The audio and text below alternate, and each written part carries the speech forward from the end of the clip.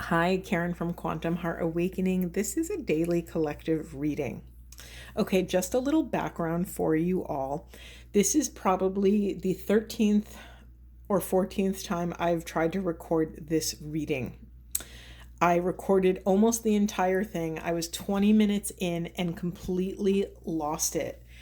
I felt like I think I've done about 64 videos on my channel so far. This was my favorite and best reading I had ever done, and I lost it. My camera just decided to shut off.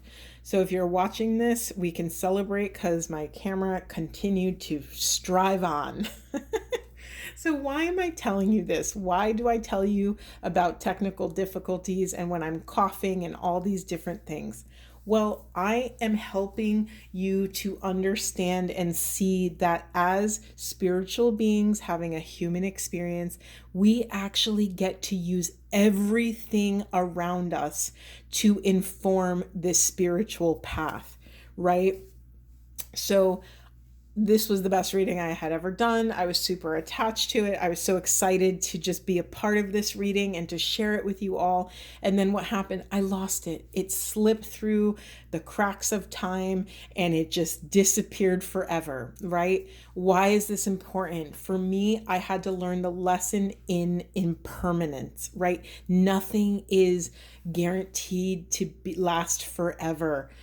Giving up our control, this idea that we think we can safeguard the moment, safeguard a project, safeguard our futures. We can absolutely show up in a way that allows us to maybe feel safe in a moment and have appropriate boundaries to access that love and that safety and that presence and that awareness. However, nothing is guaranteed, right? So, what makes the most sense for us to work on if nothing is guaranteed, if everything is impermanent?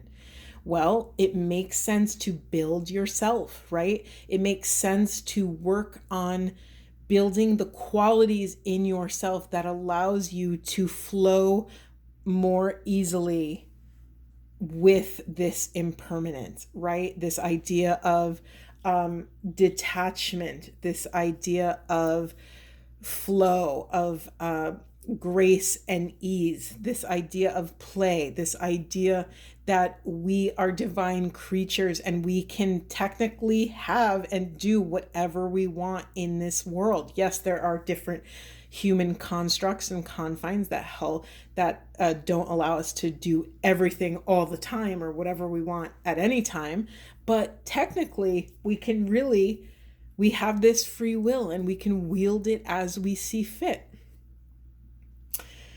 Okay. Forgive me if I repeat things. I've recorded this so many times. I don't know what I've said and what I haven't said. But another piece of why I'm fully transparent with you all is because it is how I stay mystically sober. What does that mean? This is how I stay spiritually sober. For me, staying spiritually sober means that I bring all of myself with me to confront the present moment, and I attach to nothing. And I bringing all of the truth in the room allows us to meet the moment with all of self, right? So that we can be accurate, so that we can be honest,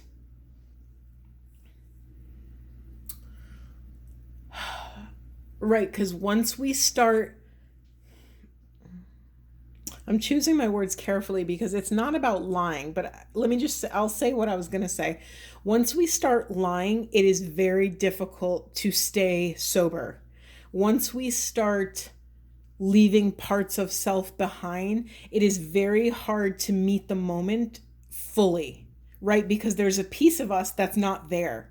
And so in that piece that we left behind is also a missing bit of self, a missing bit of the puzzle, so that when we go to try and access our intuition and make wise discernments in life, there's a piece of us that is not present.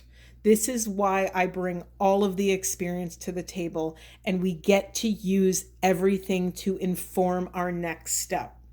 It's also helps me stay accountable to self, right? If I leave anything behind, that's a piece of my self-awareness that I'm missing. So I share all of this, whether I tell you that I'm coughing or, working with a certain chakra, like we get to use everything.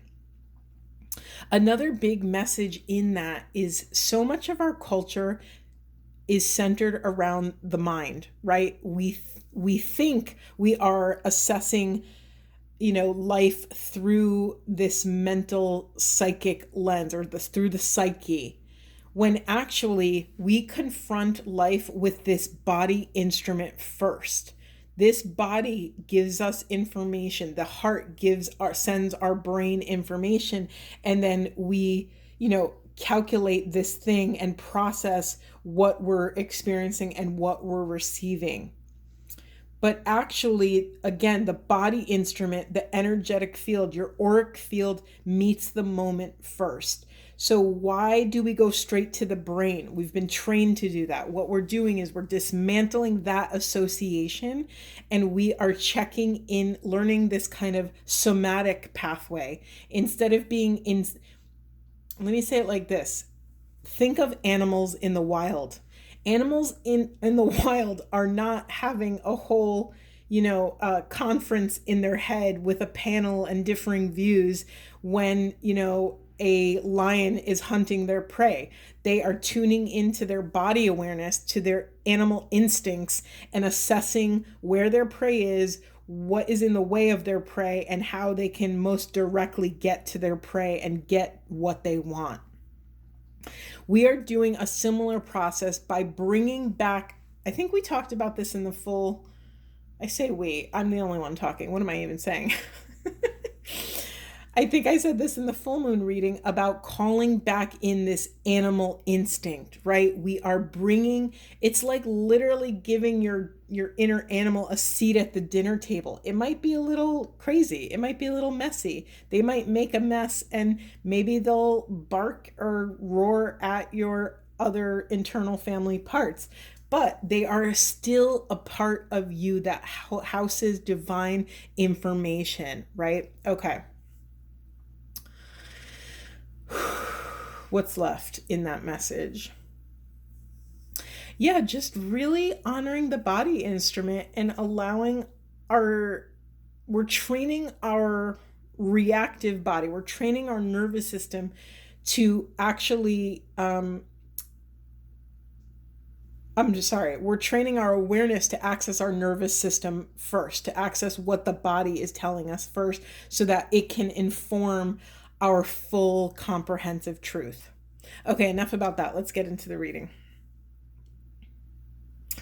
Okay, in the unconscious, we have worthy, revision, face your fear, and nurturing.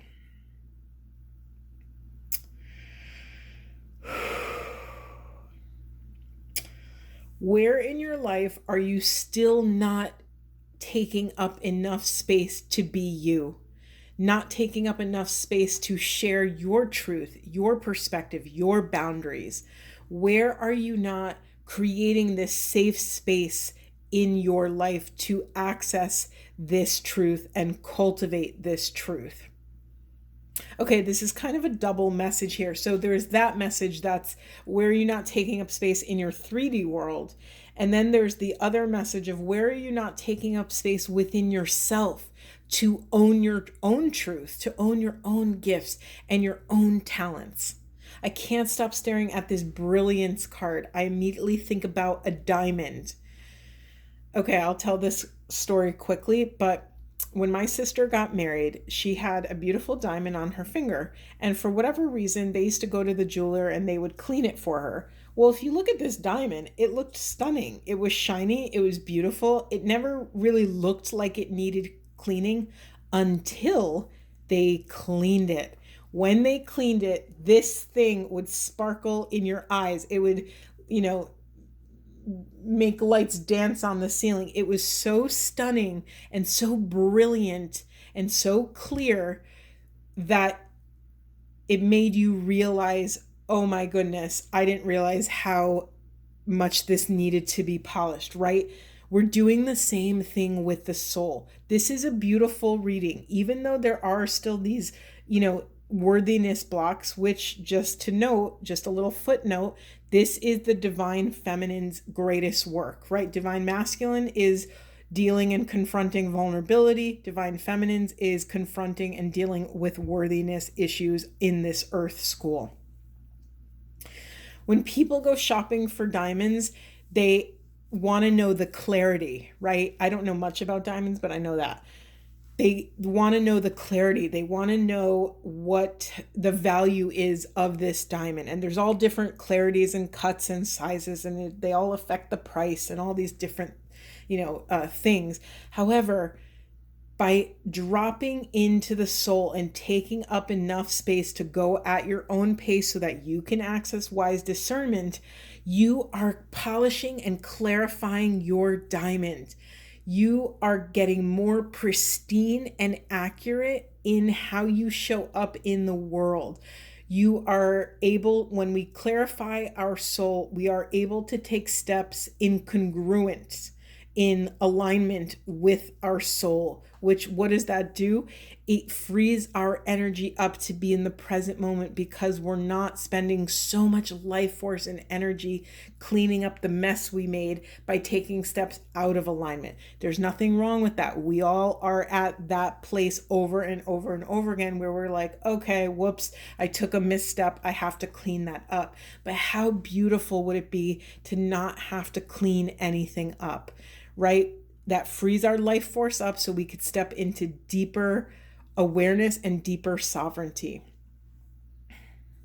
Have you ever met those people that are just full of charisma, that are just this dazzling charm out in the world?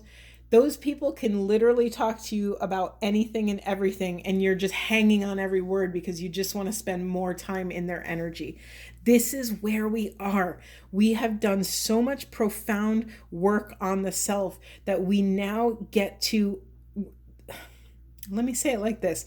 The very fact that we are in the stage where we can polish the diamond says that we're in the celebration, we're in the decorating stage, right? We're in the decorating stage of the soul. And of course, we go back and forth, right?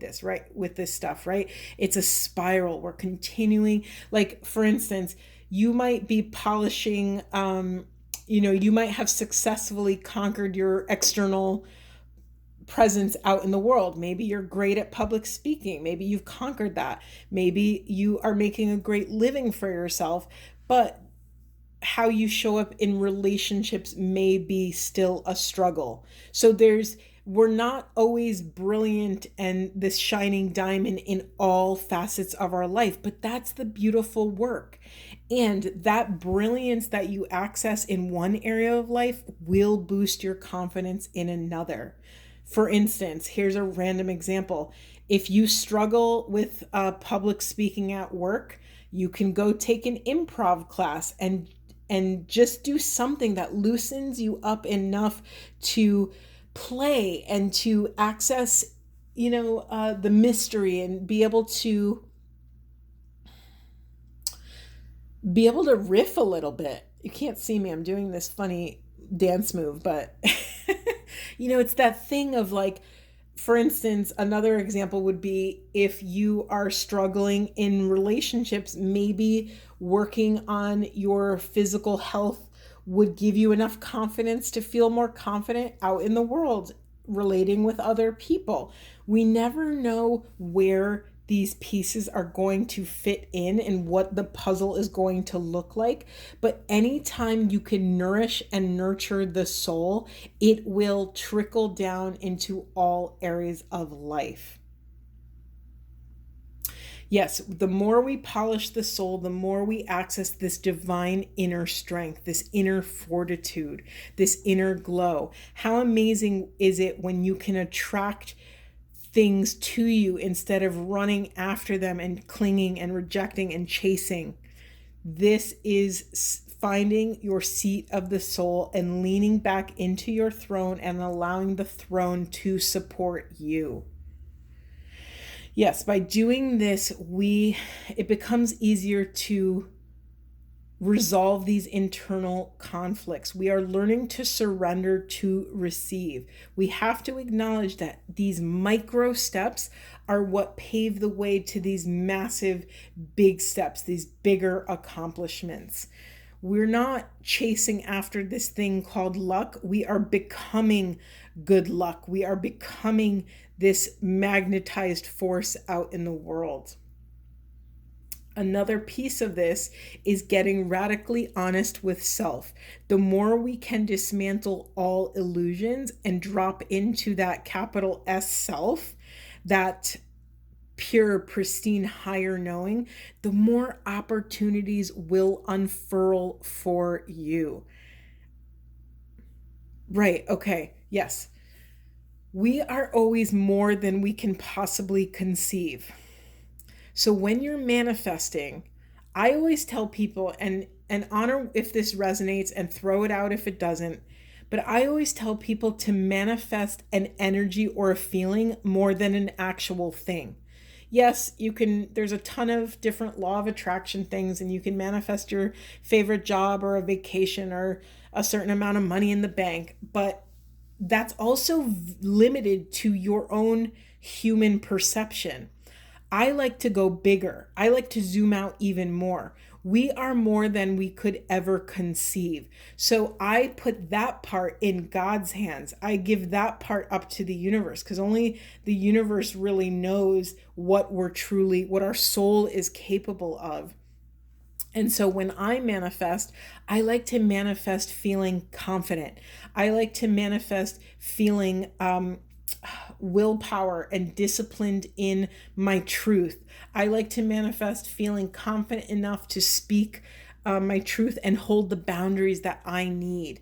I like to manifest like calm and peace and more specifically, like if I'll give you a random example, but I like to manifest people in my life that are comfortable being vulnerable, that allow me to be vulnerable.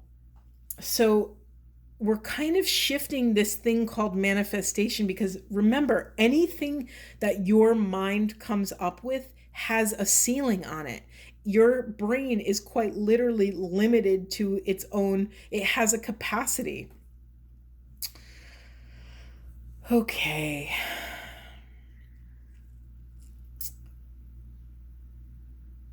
Okay, this is kind of a basic message, and this is a common message, but as we take up enough space with our truth, this is like the key that unlocks the door to more spiritual knowledge, right? The more we can be transparent and honest on the path, the more we access this field, this unified field, this quantum field, this divine order in the face of this human chaos. That's a really hard thing to do. So we are called again to practice patience. Every one of my readings I've done in the last few weeks have had some version of a patience card.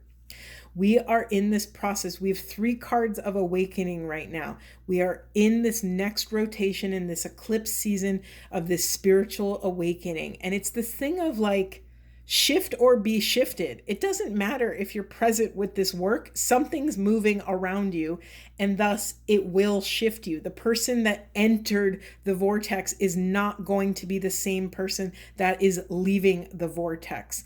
Acknowledge that this process is happening, take responsibility for what's on your side of the street, and surrender the rest, right? Oh, interesting. I said surrender the rest, but I also heard surrender to rest. And we also have a sleep card here. This is for some of you. Remember, I honor that your sleep may be messed up in this full moon eclipse portal. However, do the best you can to claim that space for yourself. Maybe turn off all devices before bed. Maybe give yourself more winding down time. Because in the sleep consciousness, We are accessing spiritual and psychic energies and gifts.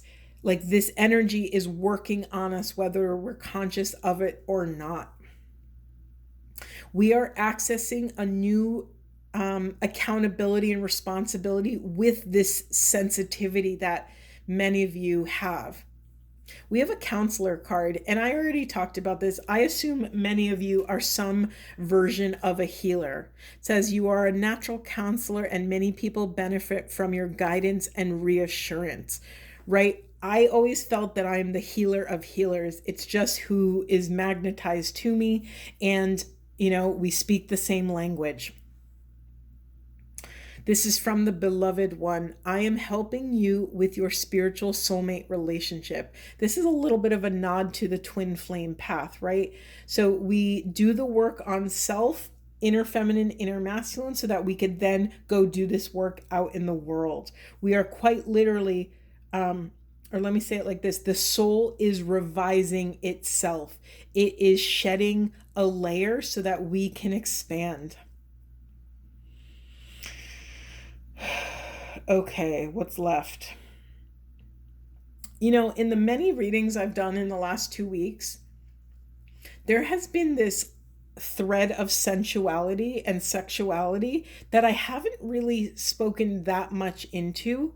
But if you're feeling, this is for some of you, if you're feeling shut down sensually or sexually right now, maybe you don't have access to your eros, to that arousal, it's okay. Let that be okay. You're not a problem to fix. Surrender that piece and just drop into loving yourself where you're at. Because doing this will allow us to access this quantum field. And you have to know that this is actually shaping and shifting you to get you to your right, not the right, but it's getting you to the bridge that you are meant to cross. Again, this is better than you can imagine. Remember what I said earlier, that anything we try to manifest is limited by our own mind. So manifest a feeling, manifest a dynamic, a way you want to show up in the world and the way you want others to show up for you. Okay, we got this exact card last night in the full moon reading, this let loose card. We're allowed to party in the face of pain.